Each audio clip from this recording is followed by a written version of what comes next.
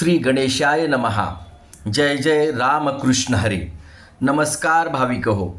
एकतरी ओवी अनुभवावी या भक्तिमय चॅनलवर आपलं मनपूर्वक स्वागत आहे.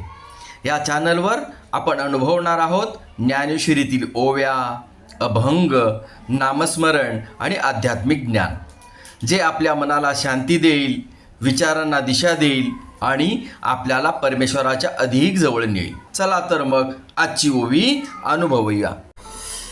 जैसे भ्रमर परागू नेते, परी कमळदळे नेणते, तैसी परी आहे सेविती ग्रंथीये.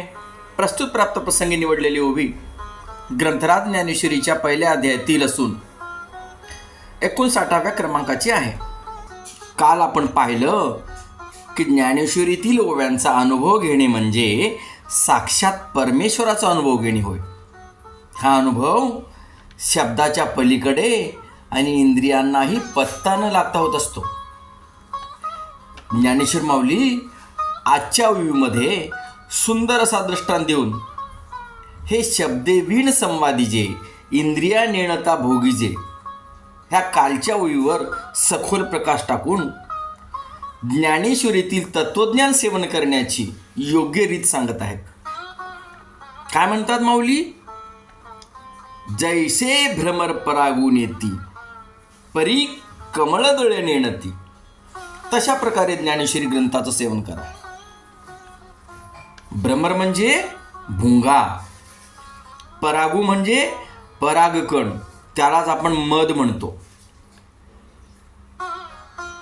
अहो, जसे भुंगा कमळाच्या फुलावर बसून त्यातील मध सेवन करतो, अगदी त्याप्रमाणे तुम्ही ज्ञानेश्वरीचं सेवन करा. कसं ते आपण समजून घेऊ. अहो, हा भुंगा सूर्योदयाची अगदी वाट पाहत बसतो, कारण कमळ हे सूर्योदयाला फुलत असतं. तेव्हा तो कमळ फुलण्याच्याही अगोदर तिथे तो हजर असतो. अगदी त्याप्रमाणे सूर्योदय होताच हातात ज्ञानेश्वरी घ्या. त्यातले तत्वज्ञान स्वीकारण्यास तत्पर राहा, तयार राहा. आणि भुंगा दिवसभर मद सेवनात एवढा रममाण होतो, त्याला कधी संध्याकाळ झाली हे त्याला कधी कधी समजत सुद्धा नाही. त्याला वेळेचा विसरच पडतो. अगदी त्याचप्रमाणे जीवनातला जास्तीत जास्त वेळ ज्ञानेश्वरीतील तत्वज्ञान सेवनात घाला. त्या ज्ञानेश्वरीचं अमृतपान करण्यामध्ये एवढे बेभान व्हा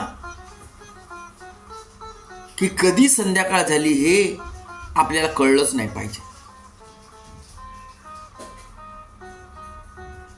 अहो, सूर्यास्त होत असताना जेव्हा ती पाकळी बंद होते, त्यावेळी सुद्धा तो भुंगा त्या मध सेवनात एवढा रममाण असतो की आपल्या जीवाचीही तो पर्वा करत नाही. आणि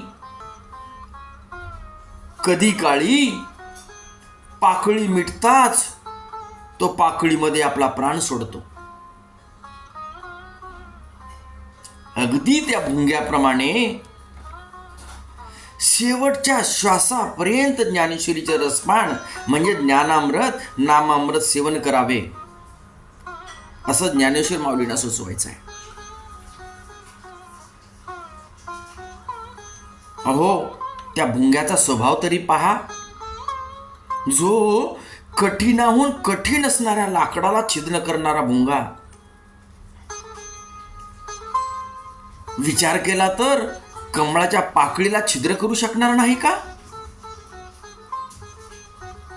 आणि आपला जीव वाचू शकत नाही का? कधी विचार केलाय? पण नाही. भुंगा आपल्याला शिकवतो